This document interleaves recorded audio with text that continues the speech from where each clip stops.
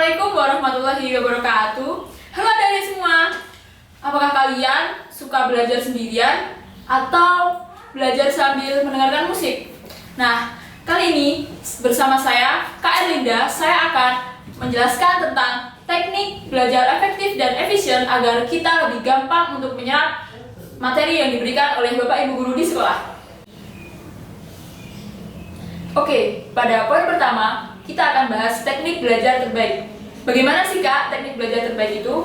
Teknik belajar terbaik yang pertama yaitu fokus pada target, bukan pada waktu. Maksudnya, kita fokus pada bagian yang ingin kita pelajari. Jangan terpaku pada waktu, seperti sistem kebut semalam. Itu sangat tidak dianjurkan karena bisa menyebabkan kram otak. Yang kedua, belajar singkat. Belajar singkat yaitu belajar secara bertahap, seperti yang pertama 25 menit, lalu kita istirahat 5 menit.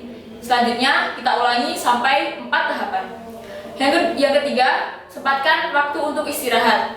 Yang keempat, cari tempat yang nyaman untuk kalian. Buat kalian yang suka di tempat yang hening dan sepi, kalian bisa belajar di kamar atau di manapun tempat yang kalian sukai.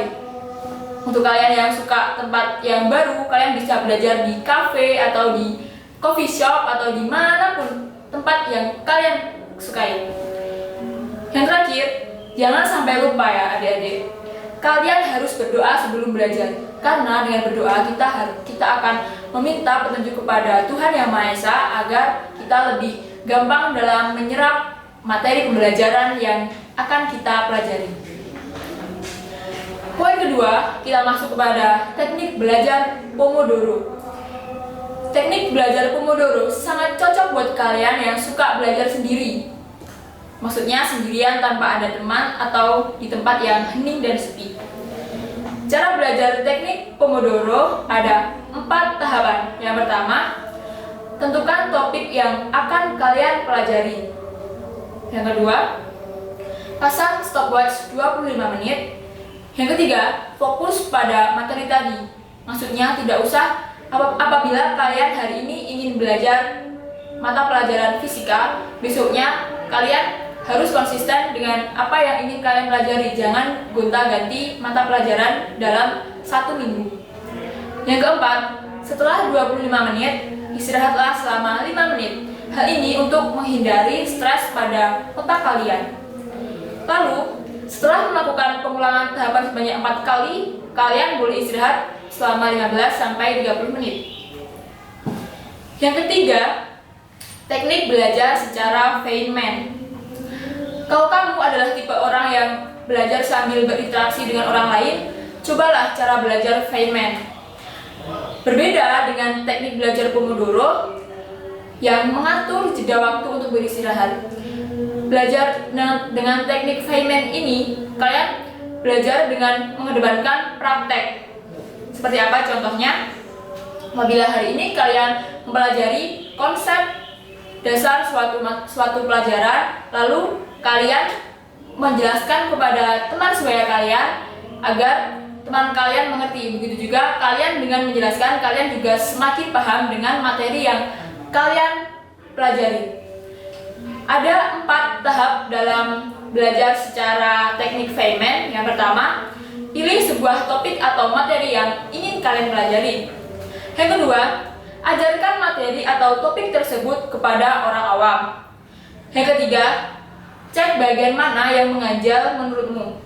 Yang keempat, pelajari bagian itu dan ulangi bagian tersebut.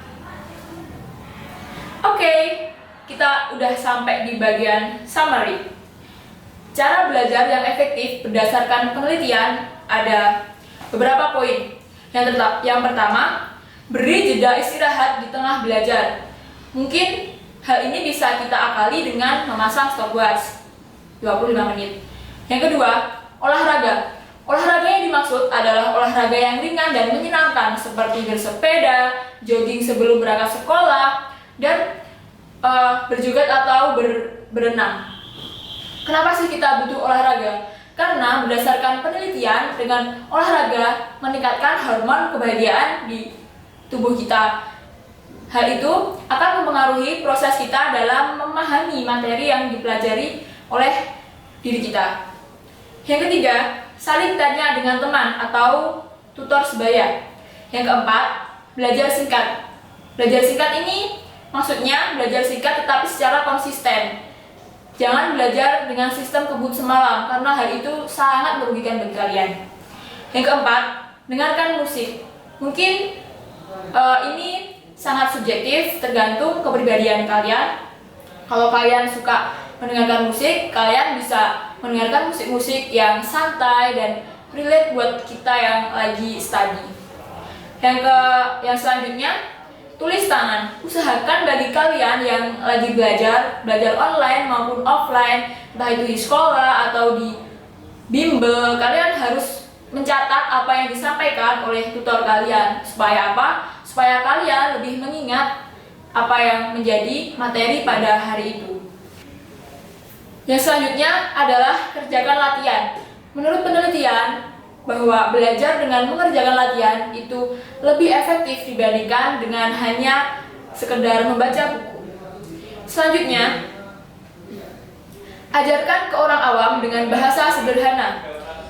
Ini mengandung manfaat, yaitu kalian bisa mengajari teman kalian yang kurang paham, dan kalian sendiri juga bisa lebih mengulang dan memahami konsep yang kalian ajari.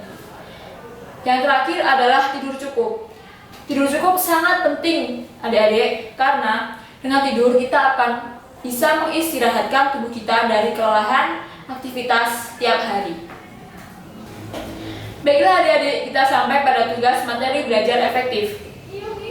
Kali ini kakak akan memberikan kalian tugas, yaitu yang pertama, merangkum materi yang telah kakak sampaikan, dan yang kedua, menceritakan gaya belajar kalian dengan bahasa kalian sendiri minimal 1 halaman. Kalau sudah, bisa kalian kirimkan ke PC PK kalian masing-masing. Terima kasih adik-adik. Assalamualaikum warahmatullahi wabarakatuh.